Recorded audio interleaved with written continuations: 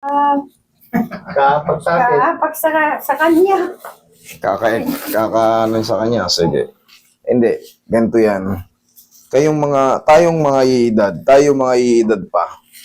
yung mga joint natin, habang tumatagal, magre-reklamo talaga yan.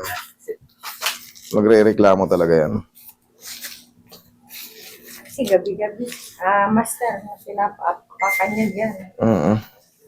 Ang liit ko. Basta wag lang sa sentro. Tandaan nyo, wag lang sa sentrong spine. Kung tatapakan nyo, pwede naman yan, nakapagtapakan. Pero tatandaan nyo, mga ka-3M, wag lang sa sentrong spine tapos gaganunin nyo. Tingnan mo. Maaring malumpo yung mahal nyo sa buhay. Pinapapakan niya ka lang. Relax lang. Kasi pag may isang umusog dyan na vertebrae o vertebral body, eh sigurado.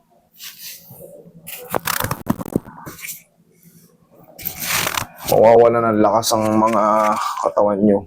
Higang patagilid na.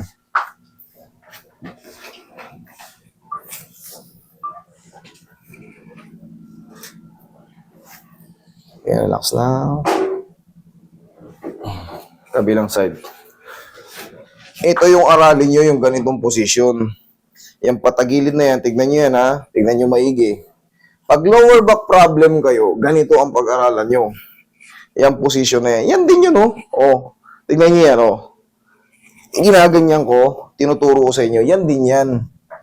Para kahit papaano, lalo sa mga taga-abroad na walang mag-a-adjust, kahit papaano aralin nyo yan. Oh, tignan nyo yung posisyon yan. Madalas nyo nakikita yan, oh. Yan din yung ginagayan ko, oh. Oh, tingnan yung gagawin ko. Oh, relax lang, ha. May tumutunog kasi dyan. Yun yung mga tinatawag natin mga facet joint. Tihaya. Yun yung mga tumutunog. Pero safe yun, basta yung tamang posisyon. Hindi yun safe pag nagbuhat kayo ng mabigat, may lumagutok sa balakang nyo. Yun ang hindi safe. Mamamagahin likod nyo. Pero pag yan, nakatagilid kayo, tinulak ng paganon, left and right, tutunog yun. Hindi yun mamamaga. Kasi, tama yung posisyon. Okay? Dapa kay mami. Pero pag nagbuhat kayo ng mga bagay, yumuko kayo ng biglaan, may lumagutok sa balakang nyo, sigurado yun. Sigurado. Hindi kayo basta-basta makakatayo kasi parang nag-lock yung likod nyo.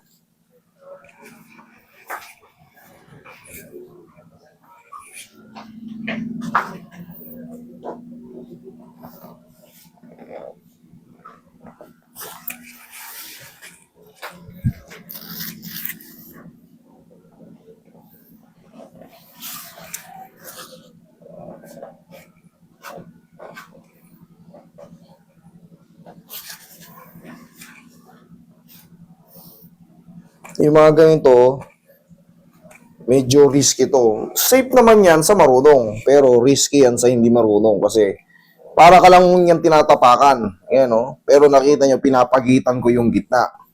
Naramdaman nyo, mami, may mga tumutunog. Pero yan, safe yan. Sa marunong. Tsaka pag tatapakan nyo, katulad yan, tinatapakan nyo si sir.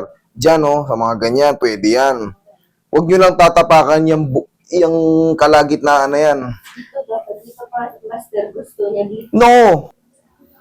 Paggagamit kayo ng PAW. Sa US, saan kayo sa US? Sa LA. Sa LA. O meron na rin palang PAW sa LA. Pero meron master dyan sa may seafood. Doon ako kinakain. Inhale. Yeah. Exhale.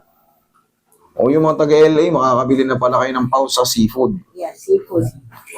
Seafood City. Diyan lang kayo, mami, ah. Philippines. O. Tandaan nyo, tignan nyo yung expiration date. Baka mamaya, panahon pa ni Limahong yung tinitinda nila. Wala na talagang visa yun, baka matagal na. Pero kung isang taon pa lang, So, okay pa yun. Pero kung mga 5 taon na yun nandun, baka kupas na yung visa. kupas na yung mga itsura ng pag luman-luma na. Eh, syempre, mawawala ng visa yun. Sabi kasi ni tatay, mas maganda raw yung brand nung sa akin. Yung baga, yung Mas mainit. Kasi yung Mas maano. kung ginagamit.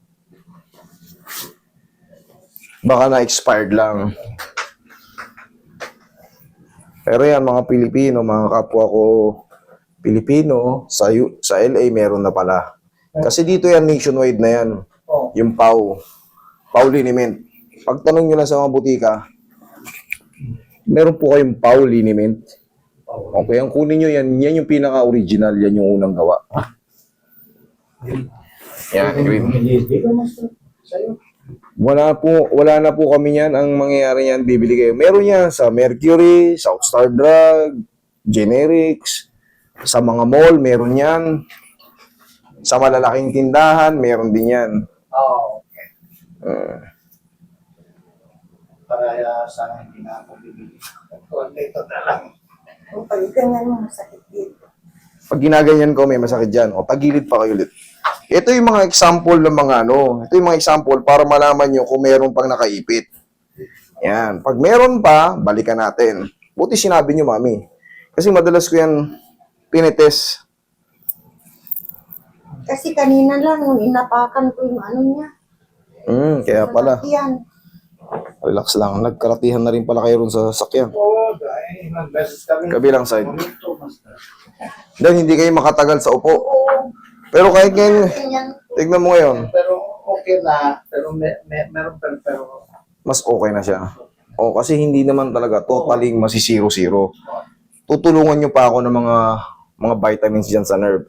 Yung mga nireseta sa inyo, ayan, sa tulong ko, sa tulong nila, mas mabibilis yung ano, mas bibilis kayo makarecover. Kaya relax lang, mami. Okay, tihaya kayo ulit. Ito, mas masakit yun, no? Sige. One more. yan ang masarap eh.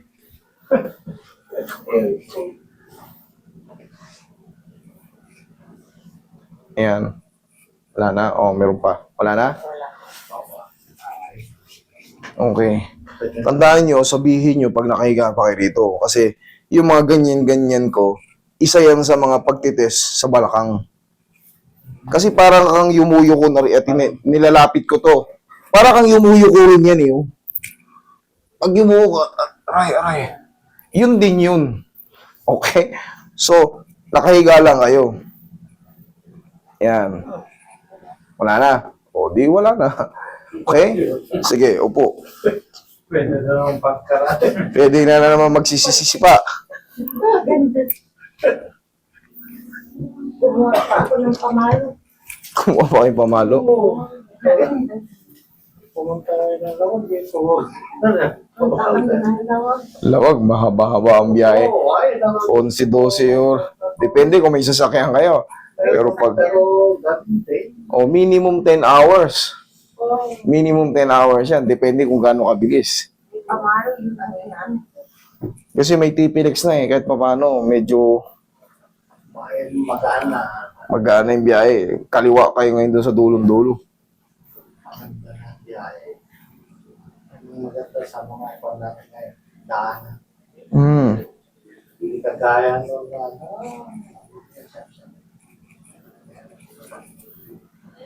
May STX na rin, medyo nakatulong. Dati, tatagusin mo pa yung ano na yan. Ang bagal. sobrang bago na master.